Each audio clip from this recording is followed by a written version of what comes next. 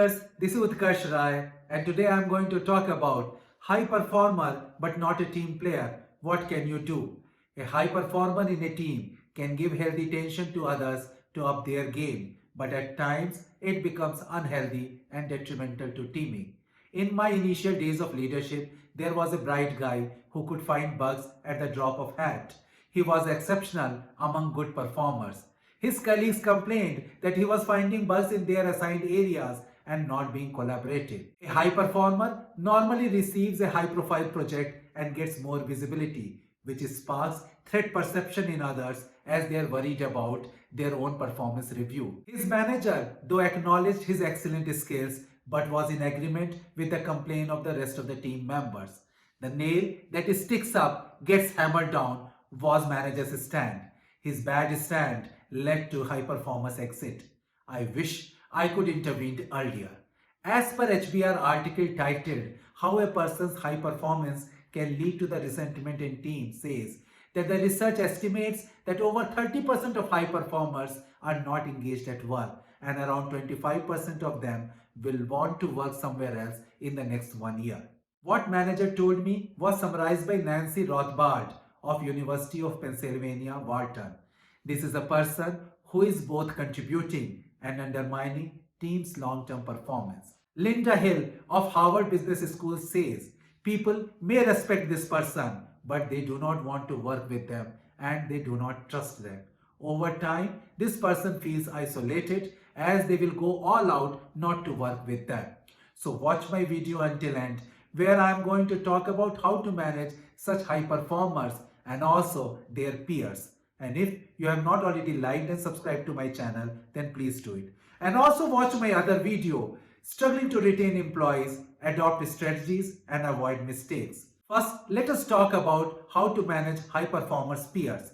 Tall trees catch much wind means prominent people would attract jealousy, and this is what you need to address. First, talk to them openly.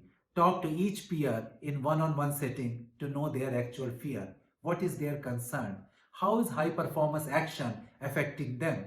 Deal with them honestly and in a practical way. Second, set performance goal. The fundamental issue is how the manager is going to evaluate the person. The fear that the high performance can set higher bar on others can be addressed when you come with a mutually agreeable goal and criteria for the performance review, and also add some weightage for good teaming in addition to individual contribution. Third, awareness about the bad impact. Everyone's full-hearted contribution will result in good team success, which will yield rewards for everyone. Make them aware that the dysfunctional team will pull everyone down. So it is better they should collaborate, keeping team goals in mind rather than squabbling over individual boundaries. And fourth, show advantages. A high performer in a team can be a mentor. People can learn new skills. Team reputation will rise, which will attract more challenging projects and provide career growth for many people.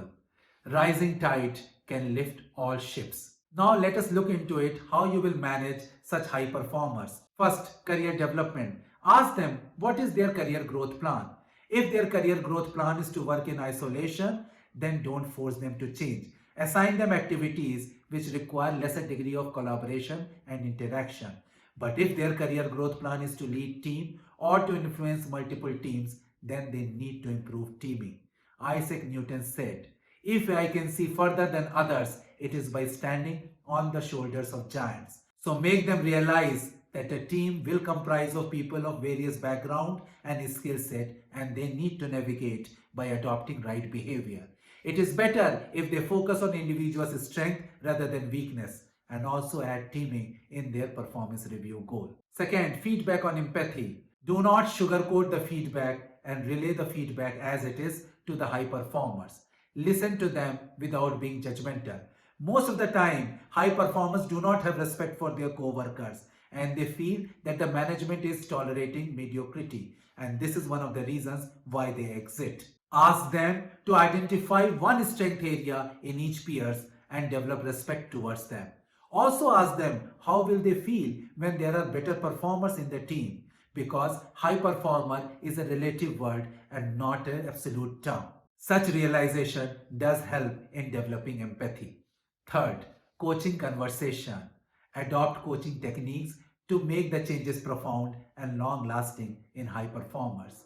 Ask probing questions, listen attentively, and challenge their long held beliefs and notions. Do not pass judgment or give suggestions what they should do. Instead, ask them about their similar past incidences and what lessons they learned. Take them to the hypothetical future situation and ask them to solve it. They will slowly realize and take actions. Behavior changes take time, so be patient.